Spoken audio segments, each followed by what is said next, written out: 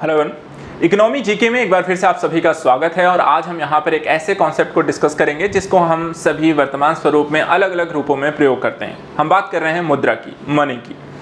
देखा जाए तो मनी के आज कई सारे स्वरूप हैं।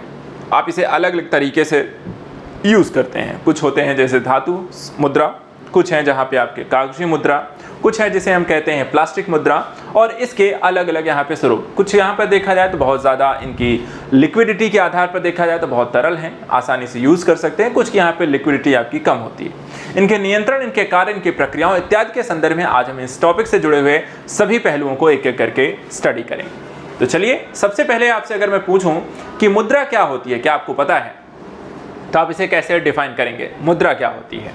देखिए, मुद्रा का मतलब अर्थशास्त्र के दृष्टिकोण से देखा जाए, जो इकोनॉमिकल कॉन्सेप्ट है वो कहता है कि मुद्रा एक देखा जाए तो ऐसी कोई वस्तु जिसे वस्तुओं और सेवाओं के बदले विनिमय के माध्यम से व्यापक रूप से स्वीकार किया जाए। अर्थात कि आप कोई वस्तु खरीदना चाहते हैं, कोई सेवा लेना चाहते हैं, और उस सेवा और वस्तु के बदले आप जिस चीज़ के माध्यम से उसका भुगतान करते हैं वही आपका मुद्रा है, वही आपका जो विनिमय का आधार बनता है, उसी को हम मुद्रा कहते हैं। वर्तमान समय में देखा जाए जो मुद्रा के प्रकार आप यूज़ करते हैं, वस्तु मुद्रा, अर्थात एक वस्तु के बदले वस्तु। जैसे गांव में पहले टाइम पे होता था कि आपको देखा जाए तो गेहूं, आइसक्रीम आ गई तो गेहूं दे दिया, आपने आइसक्रीम खरीद लिया। सब्जी लेनी है तो आपने कुछ अनाज दे दिया और सब्जी ले ली, तो लोग वस्तु के बदले वस्तु ले लेते थे। ठीक है, इसी तरीके से धातु मुद्रा आई, जहाँ पर आप वर्तमान समय में जो सिक्के यूज़ करते हैं वो धातु मुद्रा का प्रयोग है। राजा महाराजाओं के समय में देखा जाए तो वहाँ भी धातु सिक्के के यूज़ किए जाते थे। फिर उसके बाद आई पत्र मुद्रा, जहाँ पे कागजी जो नोट आज वर्तमान समय में प्रयोग किए जाते हैं 100, 50, 200 के, ठीक है, 500 के, तो वो आपकी एक कागजी मुद्रा के रूप में है। फिर यहाँ पर आई बैंक मुद्रा और प्लास्टिक मुद्रा, जिसमें हम डेबिट क्रेडिट कार्ड के संदर्भ में यहाँ पर यूज़ कर रहे हो आज वर्तमान समय में। और ठीक है, तो यहाँ पर देखा जाए तो ये सारी की सारी चीज़ें आप वस्तु, धातु, पत्र, बैंक, प्लास्टिक मुद्रा के तौर पर यूज़ करते हैं। यहाँ पर आपको बैंक मुद्रा में देखें तो चेक आ गया, आपको डिमांड ड्राफ्ट आ गई, और प्लास्टिक मुद्रा के संदर्भ में क्रेडिट डेबिट कार्ड आ गए। अब बात करते हैं कि मुद्रा की पूर्ति की माप कैसे करते हैं, कि मुद्रा फाइनली आपको देखा जाए तो मार्केट में जाती कैसे है, किन किन रूपों में जाती है, इसका प्रयोग कैसे करते हैं। ठीक है, इसको लेकर के क्वेश्चन आपसे पूछा भी जाता है। देखिए, मुद्रा की जो पूर्ति की माप करते हैं कि मार्केट में कितनी मुद्रा की आपूर्ति हो रही है, इसके संदर्भ में हम उसकी तरलता के अंश के आधार पर मुद्रा की पूर्ति मापी जाती है। तरलता का मतलब लिक्विडिटी। लिक्विडिटी कहने का मतलब है कि यदि हम कोई चीज़ खरीदना चाहते हैं और उस वस्तु को खरीदने के संदर्भ में जिस चीज़ से हम भुगतान कर रहे हैं आसानी से सामने वाला स्वीकार कर ले। अब जैसे देखा जाए यहाँ पे कई सारे स्वरूप हैं। ठीक है, वस्तु मुद्रा है। क्या हर जगह आप वस्तु के बदले वस्तु लेंगे? तो शायद वर्तमान समय में संभव नहीं। गांव में हो जाता था, लेकिन शहरों में, दुकानों में, आप मॉल में ऐसा नहीं है कि आप जाएंगे एक टी शर्ट खरीदने, आप पुरानी टी शर्ट अपनी ले जाएंगे और उसे दे देंगे और नई टी शर्ट ले लेंगे। ऐसा नहीं होता है अब। ठीक है, आपको क्या है, स्वीकार नहीं किया जाएगा। इसी तरीके से देखा जाए तो डेबिट क्रेडिट कार्ड, जिसे आज वर्तमान समय में यहाँ पे लेते हैं, लेकिन डेबिट क्रेडिट कार्ड देखा जाए, अगर आपको किसी ठेले वाले से अगर कहे ना, उसको कहें भाई हम मुझे कार्ड स्वाइप कर लो, ये सामान दे दो, शायद वो स्वीकार नहीं करेगा। तो ये भी आपको हर जगह स्वीकार नहीं, ये भी आपको हर जगह स्वीकार नहीं है। ठीक है, इसी तरीके से देखें, डिमांड ड्राफ्ट और चेक भी आपको हर जगह स्वीकार नहीं होगा। बैंक टू बैंक ही यहाँ पर आप कर सकते हैं, अन्य कोई व्यक्ति यहाँ पर आपको जाएगा बिना बैंक, वहाँ पर उसके भुगतान संभव नहीं है। लेकिन यहाँ पे देखें तो धातु मुद्रा और पत्र मुद्रा, ये आपको मोस्टली हर कोई व्यक्ति यहाँ पर ले लेता है। तो लिक्विडिटी क्या है, जिसको हर कोई कहीं भी आप आसानी से आप इसको यूज कर सकें। तो इसी आधार पर देखा जाए तो एक होता है एमओ। ठीक है, एमओ देखा जाए क्या होता है, जिसे हम रिवर्स मनी कहते हैं, हाई पावर्ड मनी भी यहाँ पर कहते हैं, जिसे आसानी से हर एक व्यक्ति के द्वारा यूज कर लिया जाए। एमओ देखा जाए तो इसमें हम परिसंचरण मुद्रा भी इसमें शामिल होती है। आरबीआई के पास बैंकों का जमा इसमें शामिल होता है, और आरबीआई के पास अन्य जमाएं। अर्थात अगर हम एमओ कहें या M0 मुद्रा, वो होगी जिसके अंतर्गत यहाँ पे जितनी भी मुद्रा बाजार में इस समय है वर्तमान समय में, ठीक है, उसको हम इसमें शामिल करते हैं। साथ ही साथ आरबीआई के पास जो बैंकों का जो मुद्रा यहाँ पर उसके पास जमा होगी, और आरबीआई के पास अन्य प्रकार की जमा, ये सब मिला करके हमें क्या कहेंगे, एमओ को परिभाषित करते हैं। एक क्वेश्चन हमेशा पूछा जाता है कि रिजर्व मनी या हाई पावर्ड मनी किसे कहते हैं, और आपको ऑप्शन दे दिया गया M0, M1, M2, M3। तो यहाँ पे ध्यान रखिएगा, M0 जो होता है उसे हम क्या कहते हैं, रिजर्व मनी या हाई पावर्ड मनी। दूसरा क्वेश्चन होता है कि एमओ के अंतर्गत क्या क्या शामिल होता है। तो उसमें देखिए, बाजार में जितनी भी मुद्रा है वो सारा, प्लस आरबीआई के पास जो जमा है वो, प्लस आरबीआई के पास अन्य प्रकार की जो जमाएं हैं वो भी। इसके बाद आता है M1। M1 किसे कहेंगे?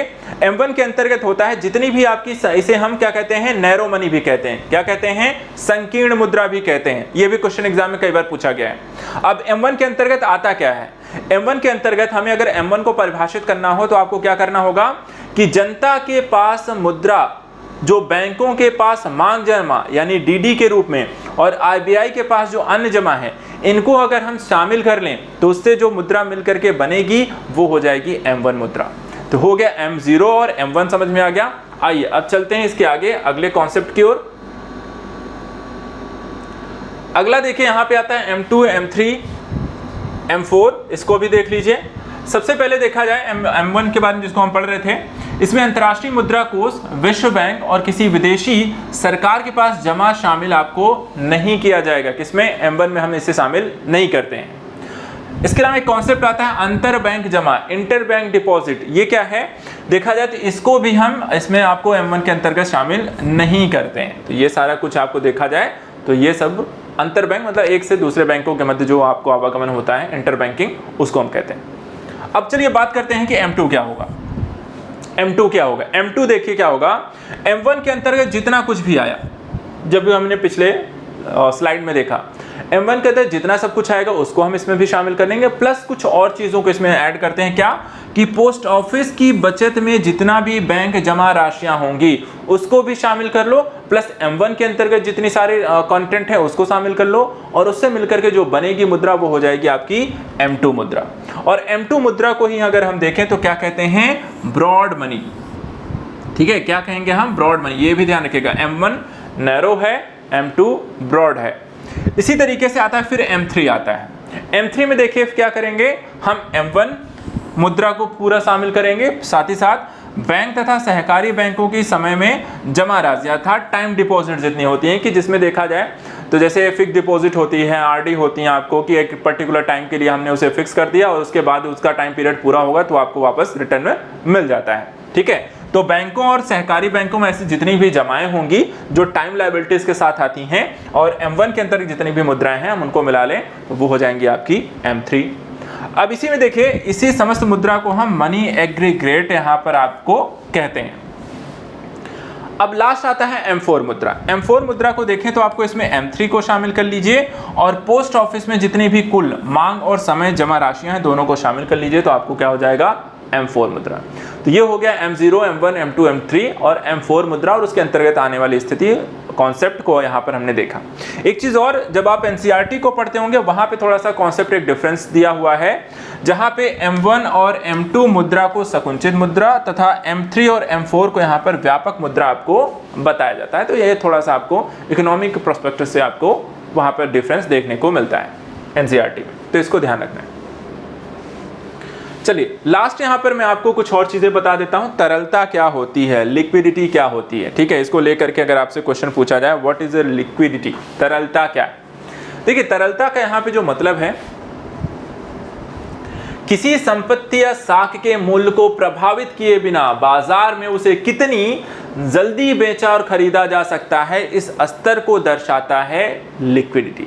ठीक है, कि मान लीजिए यदि कोई भी चीज़ 100 रुपए की है या 100 रुपए की मुद्रा आपके पास है और मार्केट में आप उससे कोई चीज़ खरीदते हैं तो वहाँ पर आपको उसको 100 रुपए कीमत का सामान ही मिले, या फिर आप 100 रुपए देते हैं तो उसके बदले में आपको 10-10 के यहाँ पर 10 नोट मिलने चाहिए, या 50-50 के आपको 2 नोट मिलने चाहिए।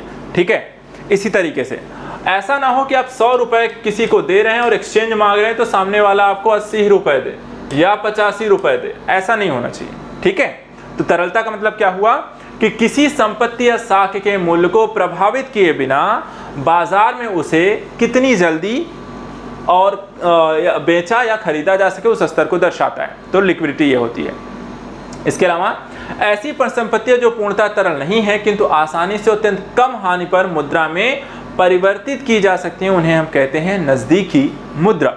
ठीक है, नियर मनी या क्वासी मुद्रा भी हम इसे कहते हैं। जैसे कि क्या होता है, बचत खाता होता है और बॉन्ड होते हैं। इनको हम क्या कहते हैं, ये पूरी तरीके से मुद्रा की तरह काम तो नहीं करते हैं, लेकिन हाँ हम इन्हें कन्वर्ट करा के मुद्रा को प्राप्त कर सकते हैं। तो इस तरीके से इन्हें हम बचत खाता और बॉन्ड को हम नियर मुद्रा कहते हैं, क्वासी मुद्रा भी कहते हैं। इसके अलावा अगर आपसे पूछा जाए कि मुद्रा पूर्ति मापों की तरलता क्रम के आधार पर सबसे ज़्यादा तरल क्या होता है और सबसे कम तरल क्या होता है, तो बस आपको इसे ध्यान रखना है। इसको ध्यान रखिए, M1, M2, M3, M4 यहाँ पे सबसे तरल से सबसे कम तरल की स्थिति के संदर्भ में। अब भारत में देखा जाए, क्योंकि देखा जाए M1 जो है आपको मुद्रा है, कैश है, जो कि हर कोई आसानी से एक्सेप्ट कर लेगा और कहीं भी एक्सेप्ट कर लेगा, ठीक है। और कुछ यहाँ पर M4 में देखा है तो इसमें टाइम लायबिलिटीज हैं, अर्थात कि आपको जब तक वो समय पूरा नहीं हो जाता तब तक वो मुद्रा आपको मिलती नहीं है। तो यहाँ पर ये सबसे कम लिक्विडिटी होगी और ये सबसे ज़्यादा लिक्विडिटी होती है। तरलता के आधार पर हमेशा ये क्रम को ध्यान रखना है। इसके अलावा मुद्रा तथा करेंसी में वो 1935 में पत्र मुद्रा निर्गमन का अधिकार जो है वो किसके पास है, आपको RBI के पास वर्तमान समय में है। कुछ यहाँ पे फैक्ट आपको बता देते हैं जो कि मुद्रा के संदर्भ में है, कब से इसकी प्रक्रियागत चीज़ें यहाँ पे प्रारंभ हुई हैं। तो बात करेंगे हम स्वतंत्रता पूर्व पत्र मुद्रा पर जॉर्ज पंचम तथा जॉर्ज खस्टम के चित्र यहाँ पर अंकित किए गए थे। 1947 में पत्र मुद्रा पर अशोक स्तंभ के सिंहों के चित्र यहाँ पर अंकित किए गए। उसके बाद फिर देखा जाए 1987 में पहली बार महात्मा गांधी के चित्र वाले 500 रुपए के नोट आपको जारी किए गए। इसके बाद 1 रुपए के नोट पर यहाँ पर वित्त मंत्रालय के द्वारा यहाँ पर निर्गत किया जाता है और जिस पर वित्त सचिव के आपको हस्ताक्षर होते हैं, जबकि अन्य सभी यहाँ पे नोटों का निर्गमन RBI के द्वारा किया जाता है और RBI के गवर्नर का आपको हस्ताक्षर होता है। सिर्फ 1 रुपए की नोट पर किसका हस्ताक्षर होगा, निर्गमन आपको वित्त मंत्रालय करेगा और वित्त सचिव उस पर हस्ताक्षर करेगा। इसके अलावा RBI के द्वारा निर्गत सभी नोटों पर उसका मूल 17 भाषाओं में हिंदी और अंग्रेजी सहित यहाँ पर आपको लिखा होता है। तो ये सारा जो फैक्ट है, तथ्य है मुद्रा से संबंधित, वो मैंने आपको यहाँ पर आज बता दिया। जो कॉन्सेप्चुअल चीज़ें थी वो भी हमने यहाँ पर आज डिस्कस कर ली हैं। नेक्स्ट लेक्चर में ऐसे ही और भी जो टॉपिक्स हैं, जो कि यहाँ पर फैक्चुअल डेटास हैं, कॉन्सेप्ट हैं इकोनॉमी के, वो हम यहाँ पर डिस्कस करते रहेंगे। तो आज के लिए इतना ही। Thank you so much and good luck.